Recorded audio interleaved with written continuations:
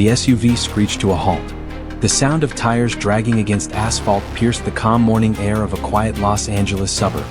Groceries rolled across the pavement, apples bouncing, a milk carton bursting open, and a paper bag flipping to its side like a toppled ship. David Beckham threw open the driver's door, heart racing, his chest tightening with the dread that he might have hit someone. "Ma'am, are you okay?" he called out, rushing to the elderly woman now sitting dazed on the curb. She wore a worn-out coat 2 sizes too big and shoes with cracked soles. Her gray hair was messily pinned back, and her hands trembled slightly as she held onto a torn grocery bag.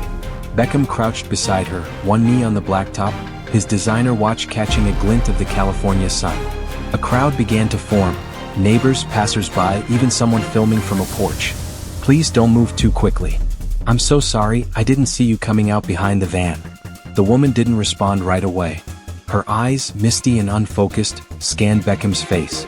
Then, in a voice so soft it was nearly inaudible, she whispered, "Is it really you?" Beckham blinked. I'm David Beckham. I live just a few blocks over. Do you need help? Should I call an ambulance?" "No." "David," she murmured again, but this time, a smile tugged at the edge of her lips. "My David, you came back to me." The crowd murmured. Beckham furrowed his brow. "I'm sorry, what?" The woman reached for his hand with a frail, unsteady grip. "You were gone for so long. I always knew you'd come back." Beckham's world slowed. Was she mistaking him for someone else?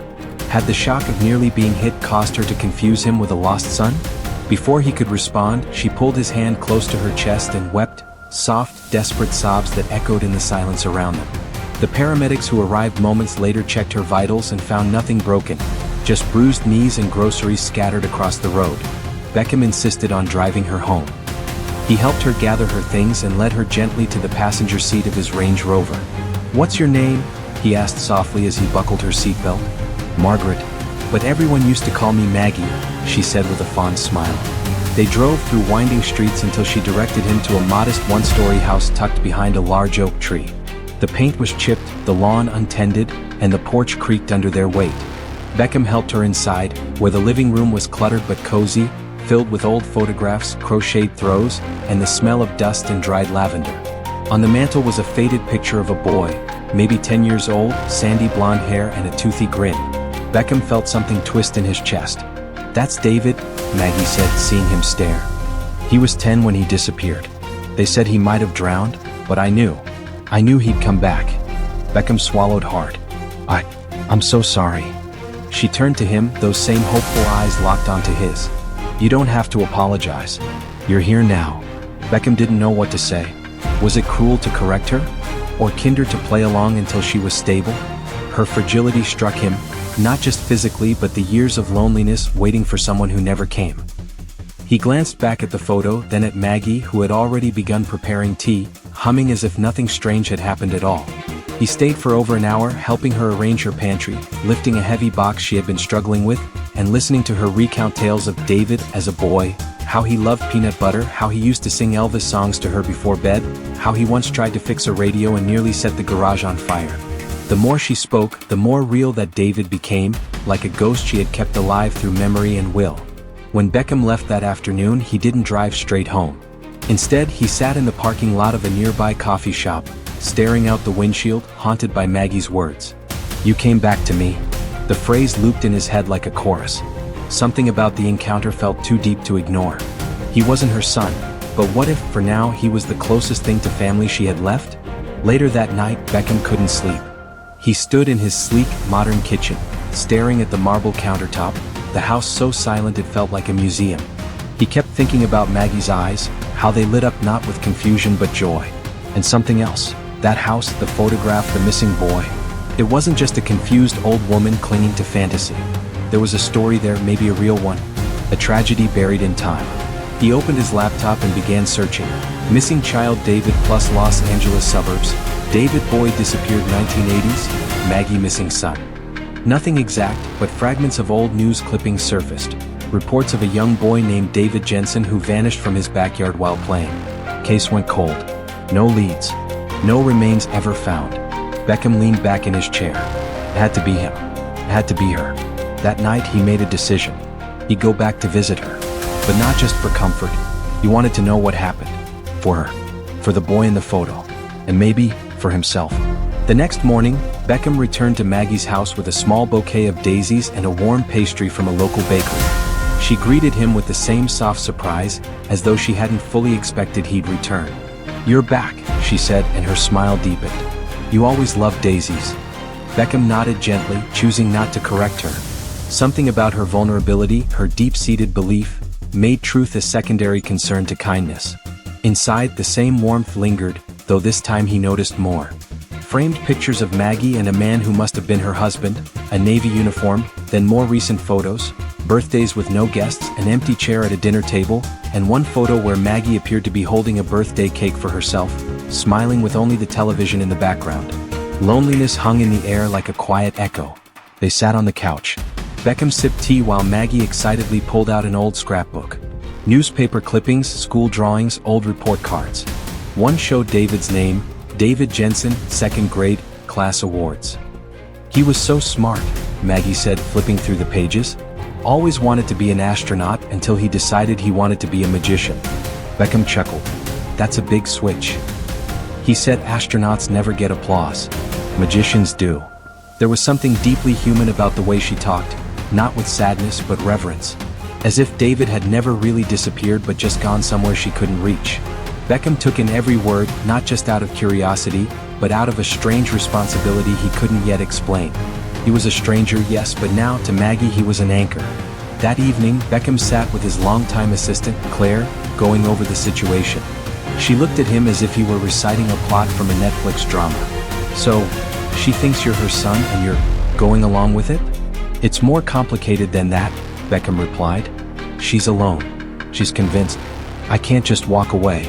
Claire hesitated, then nodded. "You want me to look into it?" He nodded. Within days, she'd found archived articles, scanned police notes, even a few photographs of David Jensen. There was no conclusive lead in the boy's disappearance. No suspects. No evidence of foul play. Just a note from one detective that stood out. Mother's statements inconsistent, possible emotional trauma. Referred to psychiatric evaluation. Beckham's heart sank. Maggie hadn't just lost her son. She'd lost trust, credibility, perhaps even her grasp on reality. But through it all, she had held on to one thing, faith. He began visiting her regularly, and over the next few weeks, Beckham became a quiet fixture in Maggie's life. He changed light bulbs, fixed her old radio, planted some flowers in the yard. The neighbors noticed. A woman named Joyce brought over banana bread. A teen offered to mow Maggie's lawn for free. Without realizing it, Beckham had reignited something in the street, connection. And all the while he kept digging. He met with a retired detective, one who had worked the Jensen case. The man remembered Maggie. Sweet woman. Wore that same perfume, lavender and something old-fashioned. Broke down during the interview. The kid just vanished. Backyard had no gate. Could have been anyone. Beckham asked if anyone had ever reopened the file. The detective shook his head. No leads. We all assumed the worst, but she never stopped believing. Showed up at the station every birthday with a cupcake and a question, "Did he come back yet?" Beckham's throat tightened. He returned to Maggie's that night. She had made soup, too much for one person. "You always liked tomato basil," she said. Beckham smiled, accepting the bowl. They ate quietly, and afterward she told him a story about David dressing up as a ghost for Halloween, only to cry when no one recognized him. "Maybe that's how I feel now," she said, her voice trembling slightly. "Like a ghost." He reached across the table, took her hand and said, "You're not a ghost, Maggie. You're the strongest person I've ever met." And he meant it. 3 weeks had passed since the day Beckham first met Maggie, and every time he stepped inside her modest, aging home, it felt a little more like a sanctuary from the noise of his fame. The smell of old cedar wood, chamomile tea, and dust was somehow comforting. Outside, he was a global icon, signing autographs, posing for photos, fielding endorsement deals. But here, in this quiet Los Angeles neighborhood, he was just David, Maggie's son, or so she believed. And somehow, the simplicity of that illusion brought more peace than he'd known in years. On a rainy Thursday afternoon, Beckham arrived with a new space heater and a fresh bouquet of chrysanthemums.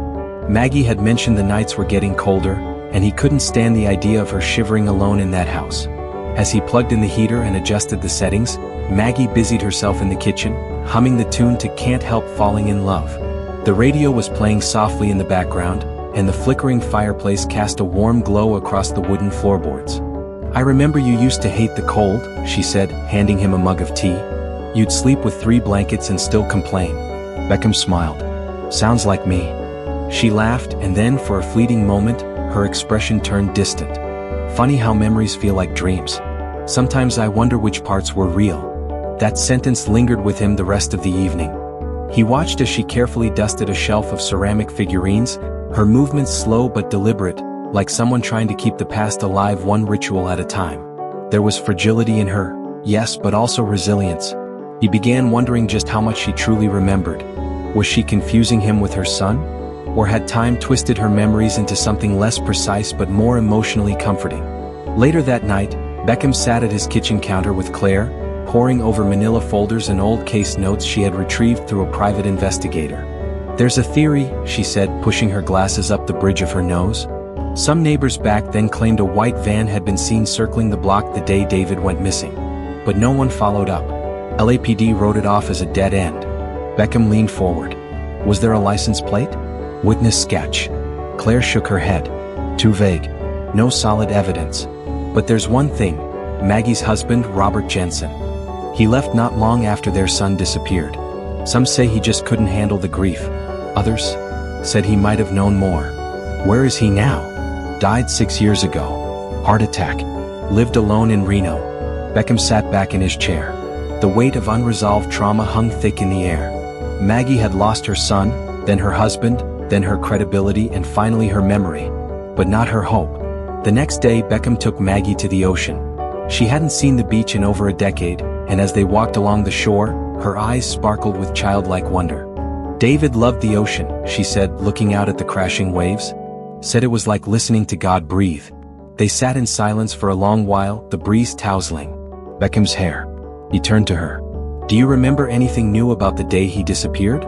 Maggie frowned, the lines on her forehead deepening. "I remember a shadow, tall, blocking the sun through the back fence. I called out, but David didn't answer.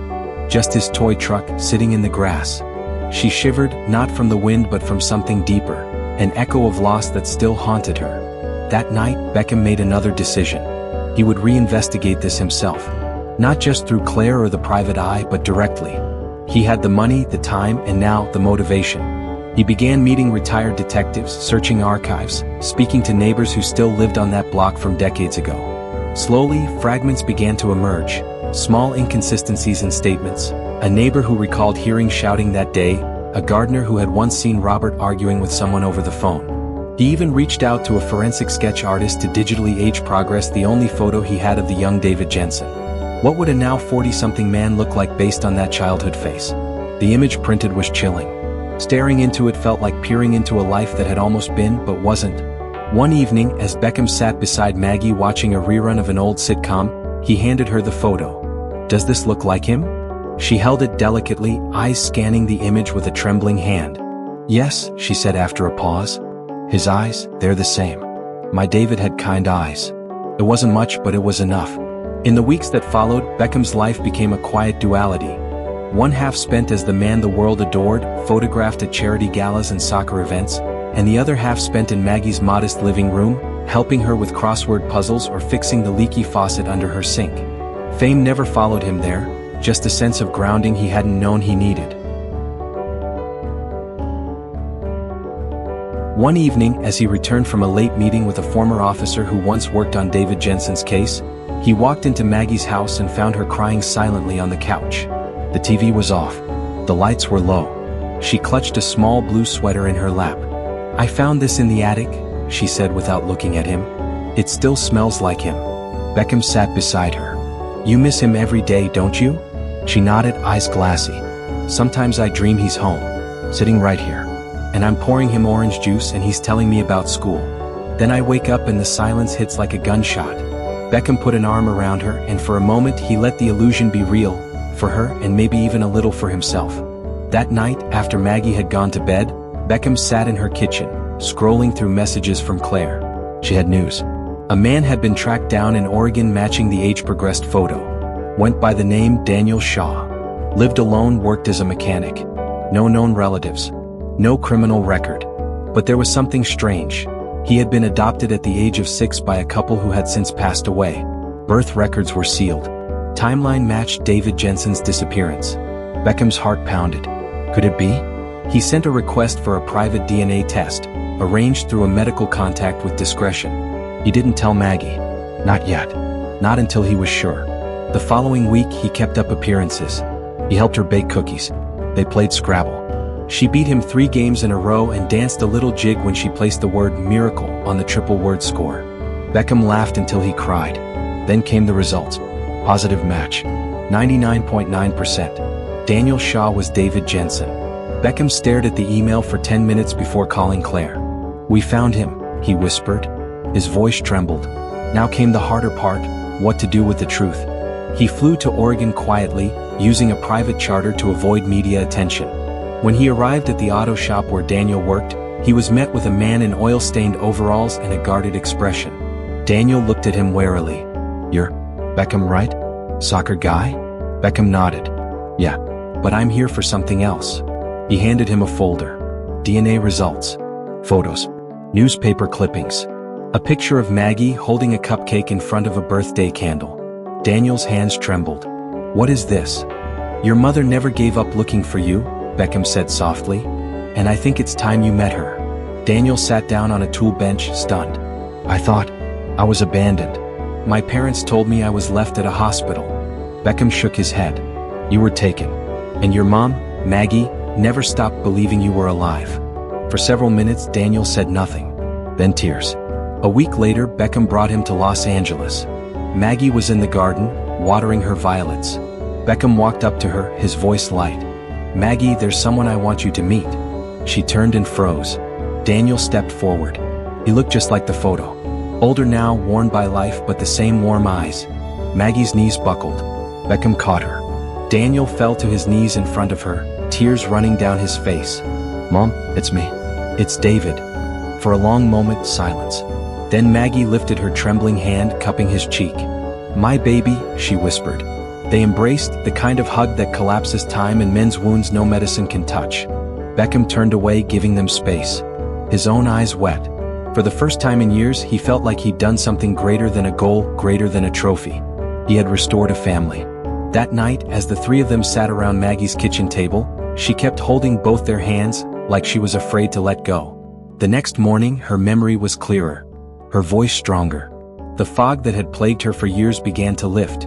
Not all at once, but enough to let the light back in.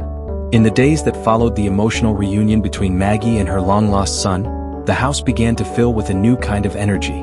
It was a strange blend of fragile nostalgia and cautious hope, like someone trying to restore a crumbling cathedral brick by brick, guided only by memory and love. Daniel, formerly known as David, had agreed to stay in Los Angeles for a few weeks, maybe more, unsure of what this sudden return to his old life truly meant. For Maggie, the fog in her mind began to part in fragments. Some mornings she called Daniel by his name and remembered details Beckham himself hadn't known, like the scar on David's chin from when he fell off a bike, or the song she used to hum while braiding his hair. Other mornings she mistook him for a neighbor or Beckham, or called him, the man who looks like my son. Daniel handled it with grace, but Beckham could see the ache in his eyes. For Beckham, the role he'd chosen, to protect, to care, to connect, began to shift. With the reunion complete, he expected to feel finished, but instead he found himself more entwined than ever in their story. He began spending more time at the house, quietly supporting both mother and son through the awkward transition of rediscovered love. And then came the question he had not anticipated: what happens now? Daniel asked it one afternoon as they sat in Beckham's kitchen. I've lived my whole life believing I was unwanted, that I was disposable. How do I build something from a past I don't remember? Beckham didn't answer immediately. He poured them both coffee and sat across from him. Maybe it's not about remembering everything. Maybe it's about showing up for what's left. Starting fresh, but together. Daniel looked out the window, watching the wind rustle the leaves. I don't know if I can be the son she remembers. She's not asking you to be, Beckham replied gently. She just needs someone who doesn't walk away. The next challenge came in the form of public attention. Despite their best efforts, rumors had begun to circulate. A tabloid picked up on Beckham's frequent visits to a nondescript house in East LA. Whispers of a secret family, of an illegitimate son, swirled online. Claire called him in a panic. "You need to issue a statement or this thing will explode." But Beckham refused. "This isn't a PR story. It's someone's life. 2 lives. I won't let it become gossip." Still, the pressure mounted. One morning, a reporter showed up outside Maggie's house. Daniel answered the door and calmly asked him to leave. The reporter didn't budge, and when Beckham arrived minutes later, tension escalated. He physically blocked the camera with his hand, stating firmly, "Back off. This is private." The moment was caught on a shaky cell phone video and circulated online within hours. Social media exploded with speculation. Some called Beckham a hero. Others mocked him for playing family with strangers.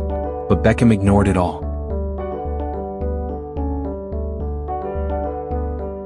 In the sanctuary of Maggie's living room, the world outside didn't exist. The 3 of them had developed a rhythm. Maggie made pancakes on Sundays, burned on the edges just like Daniel remembered. Beckham read the morning paper aloud, skipping the sports section with a smirk. Daniel worked on repairs around the house, fixing leaky pipes and rewiring the ancient doorbell. But not everything was smooth. One night, Maggie had an episode. She mistook Beckham for her late husband Robert and began shouting at him in tears, accusing him of betrayal. Beckham stood still, heart aching, letting her unload years of confusion and pain. It was Daniel who stepped in, placing a calming hand on her shoulder and gently whispering, "It's me, Mom. I'm here. You're safe." She collapsed into his arms, sobbing. Later that night, Beckham sat with Daniel on the back porch. "She used to be so sharp," Daniel said, staring into the dark. "I remember her laugh, her stories. I feel like I came back too late." Beckham handed him a glass of whiskey. "You didn't? You came back just in time." In the following days, Beckham noticed subtle but profound changes in Maggie. She began writing again, little notes and lists. One afternoon, she sat at the kitchen table with a worn notebook, scribbling something with shaky hands. "I'm writing him a letter," she told Beckham. "Just in case, if my memory slips again." Beckham nodded, moved. "That's beautiful. He deserves something real. Something that lasts," she whispered. Meanwhile, Daniel began questioning his identity more deeply. Having lived his entire life under a different name, he struggled to reconcile the person he had become with the child Maggie remembered. One night after dinner, he turned to Beckham and said, "Do you think I should change my name back?" Beckham took a moment. "I think names matter, but not as much as what you do with them. If it helps you feel whole again, go for it. If not, you don't need to change a thing." Daniel nodded thoughtfully. "It's strange. I spent so long looking for belonging and now I have it, I don't know how to hold it." "You don't have to," Beckham said.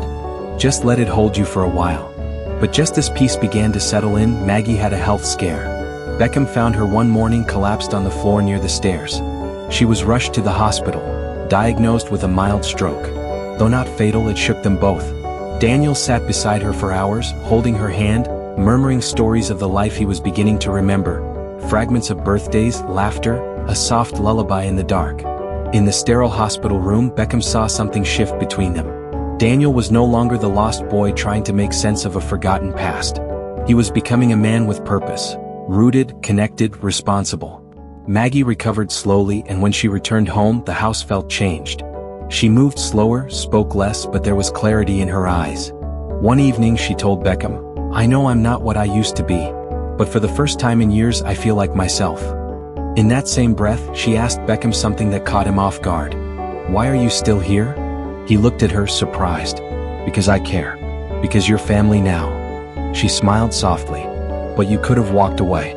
You had no reason to stay." "I did," he said simply. "You gave me one." That night, Beckham went home and began drafting a proposal. Inspired by Maggie's story and countless others like hers, he planned to start a foundation. One dedicated to reuniting separated families, offering legal aid, counseling, and investigative support. A place for the forgotten to be found again. He called it the Memory Project. He shared the idea with Daniel and Maggie over breakfast. Maggie's hands trembled with pride. "You're turning pain into purpose," she said. Daniel offered to help. "I know what it's like to feel lost. Maybe I can help someone else find their way back." In the weeks that followed, they began working together. Press conferences were held. Donations poured in. Beckham used his platform not for fame, but to amplify the unheard voices. The first family they helped reunite was a mother in Arizona and her daughter taken during a custody dispute 10 years earlier. The media called it the Beckham effect. But none of it mattered more than the quiet dinners, the late-night talks, the small victories at home. Maggie's memory, while fragile, held more light now. Daniel moved into the guest room permanently, turning it into a space filled with old family photos and newly created memories. And Beckham? He never stopped showing up. Because for him, this wasn't charity, it was love.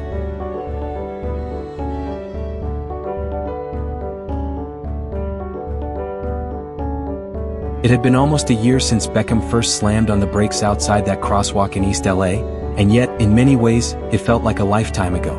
The once fractured story of a lost mother, a missing son, and an unlikely bystander had evolved into something far deeper. A shared purpose, a family forged not by blood but by choice, and a ripple of healing that stretched far beyond what any of them imagined. But as fall settled across Los Angeles and the golden leaves fluttered down onto sidewalks like whispered memories, Beckham knew something was shifting again. Daniel had begun speaking at community centers, sharing his story with honesty and quiet power. People listened. Not because he was famous, he wasn't, but because he was real. "I used to think being lost meant you were broken," he'd say. "But maybe being lost is just the first step to being found." The Memory Project had grown faster than any of them expected. Offices were opening in 4 more states, volunteers were signing up in droves, and a short documentary about their journey was already in production with a major streaming platform. But amidst the momentum, Maggie's health began to decline again. Her episodes became more frequent, her lucidity fleeting. Some days she would stare blankly at Daniel and ask, "Have you seen my son?" Daniel, patient as always, would smile gently. "I'm right here, Mom." One afternoon, Beckham found her sitting alone on the porch, a blanket over her knees, staring out toward the street. "It's funny," she said without turning her head. "Sometimes I feel like I'm waiting for something, but I don't know what." He sat beside her. "Maybe you're waiting for peace." She looked at him then, her eyes suddenly clear, piercing. "I think I already found that. I think I found it when someone I didn't know stopped his car and asked if I was okay." Beckham's throat tightened. "I wasn't going to leave you there." "I know," she said softly. "You didn't?" That made all the difference. As the days passed, Maggie's world became quieter. She spoke less, slept more. Daniel was often by her side, playing soft music, reading her letters people had sent through the foundation, stories of others who had been reunited, inspired, or simply moved. One letter came from a young woman in Chicago who found her birth mother after 20 years. "Because of your story," she wrote, "I believed mine could end differently." One night, Maggie whispered to Daniel, "I don't remember everything, baby, but I remember love. I remember you." That was the last coherent sentence she spoke. Maggie passed away peacefully 3 days later in her sleep, with Daniel holding her hand and Beckham seated quietly in the corner, watching over them like he always had. There were no dramatic final words, no cinematic goodbyes. Just the soft exhale of a soul finally at rest. The funeral was small, intimate. Close friends, a few neighbors, and several people from the Memory Project came to pay their respects. Daniel spoke, his voice strong but trembling. "She was my mother," he said. "Even when the world told her I was gone, she kept loving me. Even when her mind failed her, her heart remembered. And when I came back, she welcomed me like I'd never left." Beckham didn't speak publicly that day. But he stood near the grave long after everyone else had left, eyes locked on the headstone. Not because of grief alone, but because Maggie had changed him too. She reminded him that vulnerability was not weakness, that connection was the only legacy that truly mattered. After the funeral, Daniel and Beckham took a long drive up the coast, no destination in mind. The windows were down, the sea air crisp. Daniel turned to him at one point and asked, "Do you ever wonder why it was you? Why you were the one who found her that day?" Beckham thought about it. "I think, maybe the universe doesn't choose randomly. Maybe we cross paths with people because we're supposed to." Daniel nodded. "Well, I'm glad it was you." In the months that followed, the Memory Project expanded globally. Beckham traveled, spoke at conferences, visited shelters, and even testified before Congress about reforms to systems that kept families apart. But no matter where he went, he always kept a framed photo of Maggie on his desk, the one where she was laughing on the porch, eyes crinkled, sun glowing behind her. Daniel eventually took over day-to-day leadership of the foundation. He and Beckham remained close, brothers in purpose if not by blood.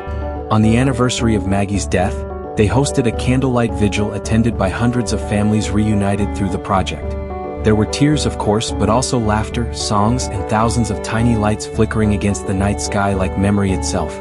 As the crowd dispersed, Beckham looked up at the stars and thought, not for the first time, how strange and beautiful life was. How a simple moment, a car screeching to a stop at an intersection, could set into motion a story that would change so many lives. And for the first time in years he felt completely, undeniably whole.